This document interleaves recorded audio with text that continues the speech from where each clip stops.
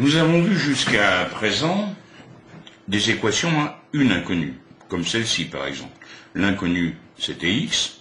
Il s'agissait qu'avec cette équation, je détermine x pour la résoudre. Maintenant, nous allons essayer de trouver le moyen de résoudre des systèmes d'équations à deux inconnus. C'est-à-dire que je vais partir des inconnus, par exemple, x et y, et au départ, évidemment, il me faut des renseignements pour pouvoir résoudre ce système.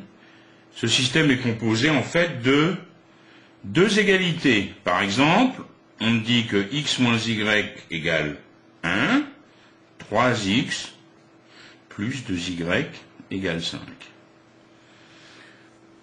Avec ces deux renseignements, avec ces deux égalités, je dois pouvoir déterminer x et y. Alors un bon réflexe quand vous avez un système d'équations à résoudre, numérotez discrètement les équations. La première, la deuxième. Si je regarde, je suis quand même ennuyé, j'ai deux inconnus. J'aimerais bien ne plus avoir qu'une inconnue, de me retrouver avec une équation du même type que celle que nous connaissons. Si je regarde la première équation, j'ai x moins y égale 1, ce serait facile d'exprimer x en fonction de y, c'est-à-dire si je prends la première équation, ça revient à écrire que x est égal à y plus 1. Qu'est-ce que je vais pouvoir faire maintenant avec la deuxième équation? Je vais remplacer x par y plus 1. C'est-à-dire à x, je vais substituer ce que je viens de trouver, y plus 1. D'ailleurs, la méthode que nous sommes en train de voir s'appelle la méthode par substitution. Donc, je prends la deuxième équation et je remplace mon x par y plus 1. 3x, 3 facteurs de y plus 1, plus 2y, égale 5. Alors là, je n'ai plus que des y. Je peux donc résoudre l'équation. Ça revient à une équation à une inconnue. Alors je développe. 3y plus 3, plus 2y égale 5. Vous connaissez la méthode. On va regrouper tous les y à gauche, ils y sont déjà, mais le 3, je vais le faire passer de l'autre côté. Pour faire passer le 3 de l'autre côté, c'est comme si je retranchais 3 des deux côtés. Donc ça me fait 3y plus 2y égale 5 moins 3 égale 2. 5y égale 2. Donc y égale 2 cinquièmes. J'ai trouvé la valeur de y. Il me reste à trouver la valeur de x. Pour trouver la valeur de x, qu'est-ce que je fais? Je reprends la première équation. J'ai x égale, d'après la première équation, 2 cinquièmes plus 1, ce qui me fait 2 cinquièmes plus 5 cinquièmes, ce qui me fait 7 cinquièmes.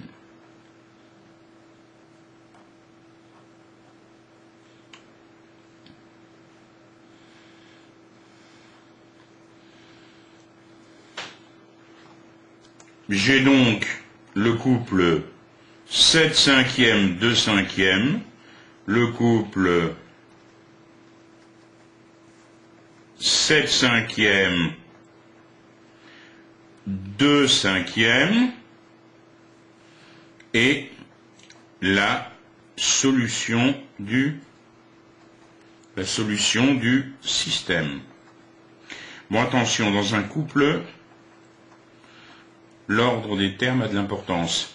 C'est-à-dire quand on présente le résultat ici de nos recherches, on a x, on a y, donc quand on le présente sous forme de couple, c'est toujours x comme premier terme et y comme deuxième terme. La méthode qu'on vient d'utiliser est la méthode par substitution. Nous avons résolu le système d'équation en utilisant la méthode par substitution. Dans la méthode par substitution, on exprime une des inconnues par rapport à l'autre, x par rapport à y, et on remplace dans la deuxième équation. Voilà un système qui paraît un peu plus compliqué. On a 3x moins 2y égale 5 comme première équation, et 6x plus 5y égale 2. Bon, si j'utilise la méthode de tout à l'heure, je prends, mettons, la première équation, ça me fera 3x égale 5 plus 2y, ça me fera donc x égale 5 tiers plus 2 tiers de y.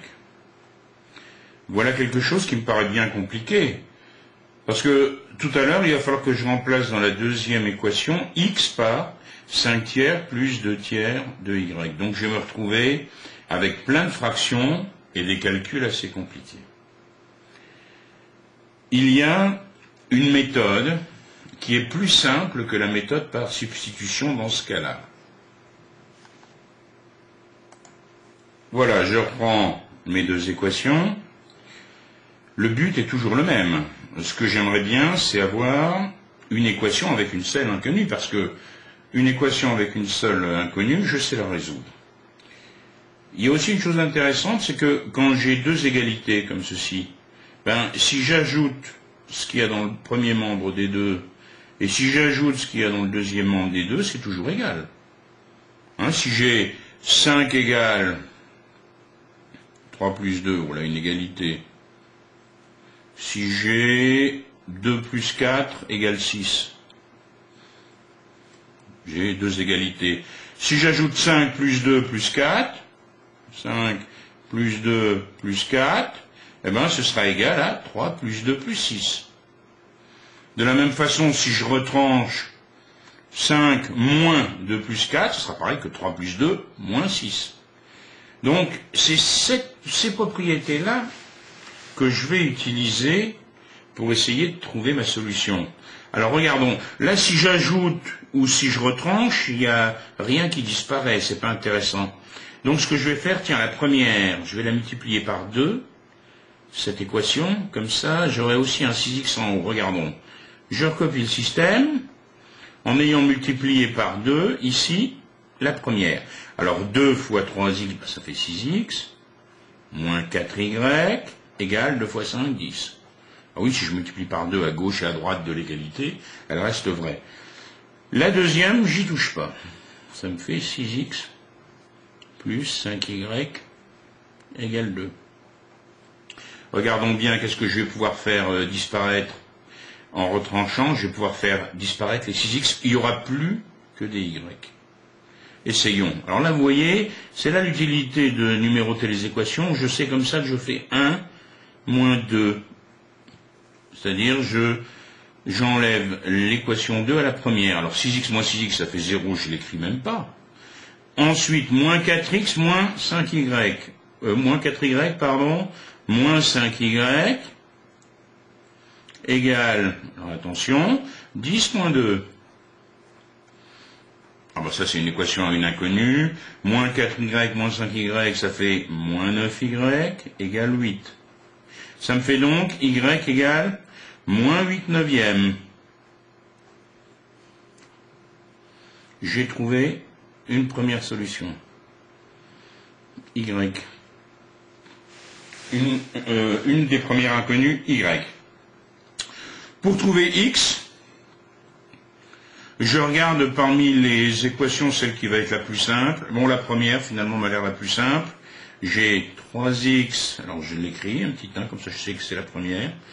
3x moins 2 facteur de moins 8 neuvièmes égale à 5.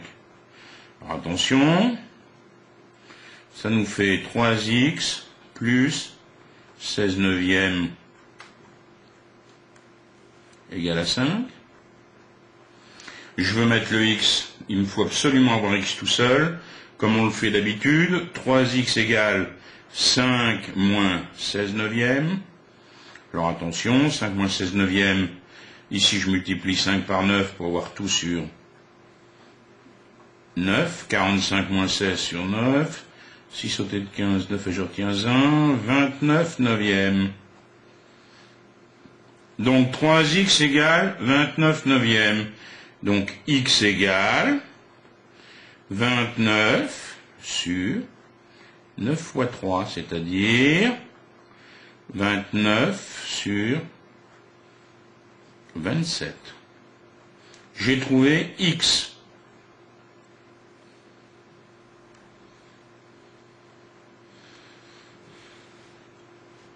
Donc, quel est le couple qui est solution de l'équation?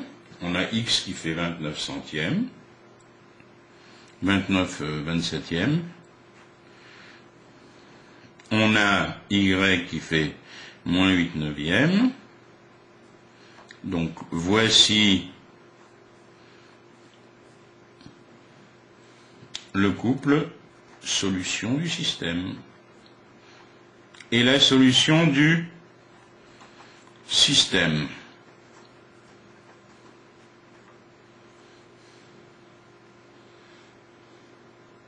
Cette méthode, c'est une méthode où on essaye de combiner pour trouver la solution.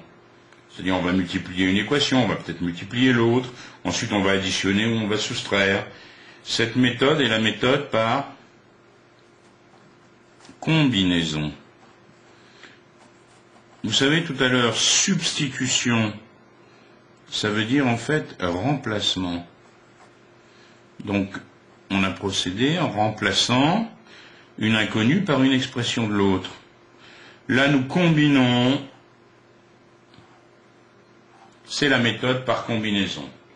Donc, méthode par substitution ou méthode par combinaison. Encore un exemple. J'ai mon système d'équations ici, 7x plus 3y égale 2, moins 5x moins 2y égale 3.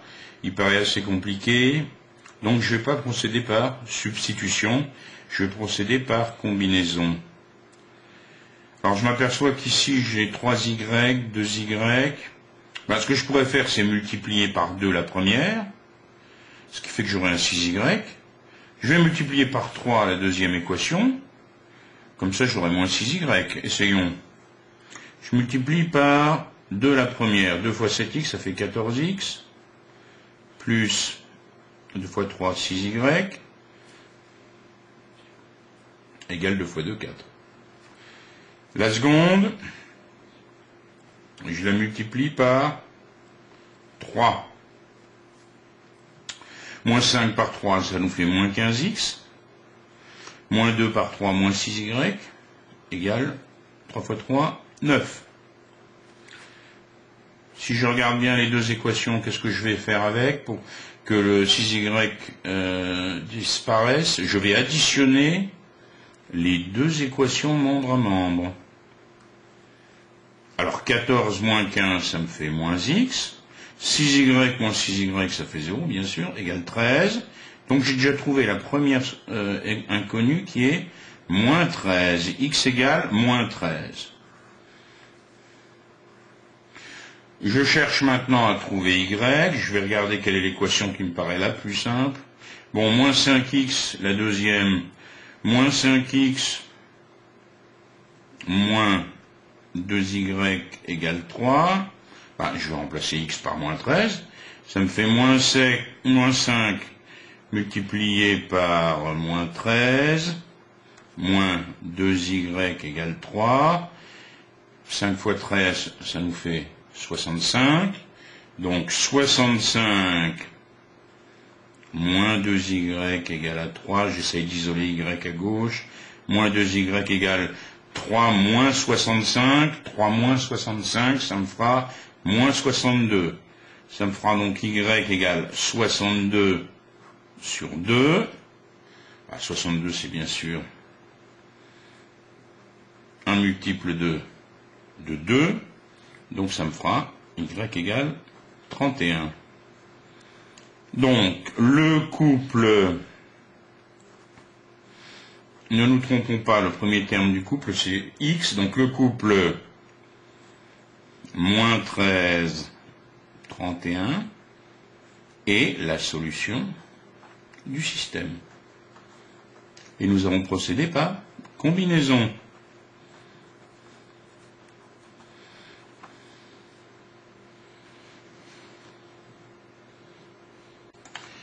Il existe en fait un troisième moyen de pouvoir résoudre un système d'équations. Regardons ces deux équations ici, 2x moins y égale 5, x plus y égale 4. Si j'isole dans chaque équation y, alors ici, je peux faire passer le y de l'autre côté, le 5 ici, ça me ferait y égale 2x moins 5. D'accord ? Hein, j'ai fait passer y ici, et le 5 de l'autre côté. Bon, là, je vais isoler y ici. Ça va me faire, x va passer de l'autre côté, il va devenir moins x. Ça me fait moins x plus 4. Quand vous lisez y égale 2x moins 5, y égale moins x plus 4, qu'est-ce que vous reconnaissez? Eh oui, ce sont des équations de droite. C'est ce que nous avons vu dans le chapitre consacré à la fonction affine. Donc l'idée, est-ce qu'on ne pourrait pas résoudre ce problème en traçant les droites? Et on sait que le point qui sera solution, c'est le point qui sera à la fois sur la première droite et sur la deuxième. Voilà, j'ai donc préparé un repère orthonormal, c'est-à-dire les axes sont perpendiculaires et l'unité choisie est la même sur les deux axes, avec mon axe des x et mon axe des y, l'axe des abscisses, l'axe des ordonnées. Représentons la première droite. Alors, y égale 2x moins 5.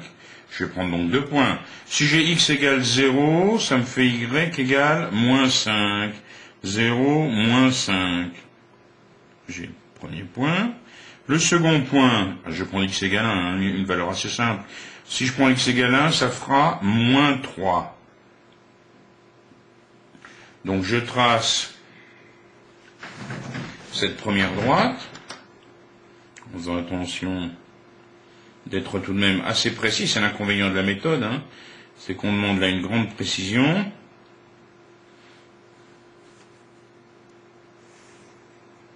La voici. Cette équation, l'équation de la droite, c'est y égale 2x moins 5. Même travail pour la deuxième droite. Y égale moins x plus 4. Bon, si x égale 0, y égale 4. La voici. Si x égale 1, ça me fait y égale 3. Je n'ai plus qu'à tracer la deuxième droite. Ensuite, y égale moins x plus 4. Je regarde ici le point d'intersection qui se trouve à cet endroit, et je trouve un point A de coordonnées 3, 1. Voilà la solution du système. Le couple 3, 1 est la solution du système. Vérifions sur les équations du système. 2 fois 3, 6 moins 5 égale 1. C'est bon. Dans le deuxième, moins 1 plus 4, ça fait 3. C'est juste x égale 3. Bon, cette méthode est appelée la résolution graphique du système d'équations.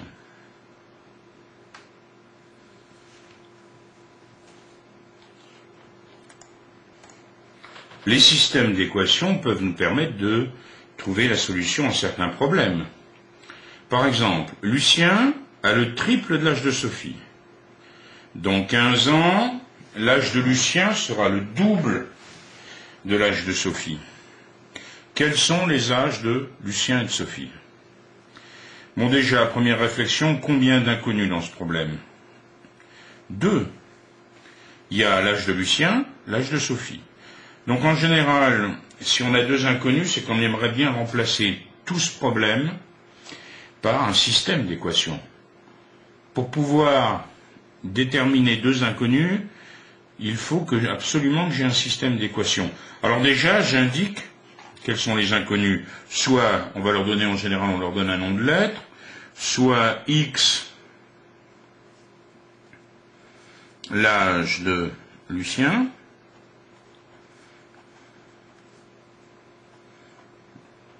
soit Y, l'âge de Sophie. Donc maintenant, il s'agit de traduire, en fait, dans le langage mathématique ce qui est indiqué ici. Lucien a le triple de l'âge de Sophie. Ça veut dire que si X est l'âge de Lucien, il a un âge qui est égal à 3 fois celui de Sophie, donc 3Y. X égale 3Y. Dans 15 ans, Lucien, il aura comme âge X plus 15. Dans 15 ans, Sophie, elle aura Y plus 15. Et à ce moment-là, l'âge de Lucien, c'est X plus 15 dans 15 ans. L'âge de Lucien, je traduis, hein. Dans 15 ans, l'âge de Lucien, X plus 15, sera le double, ça sera 2 fois. Ça sera 2 fois celui de l'âge de Sophie. Dans 15 ans, Sophie, elle aura Y plus 15. Et voilà, j'ai mon système d'équations.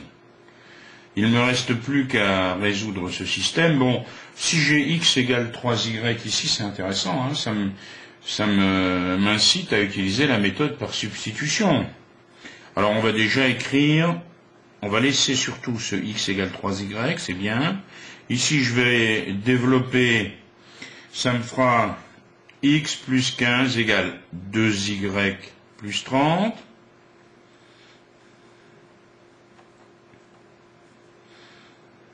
Voici.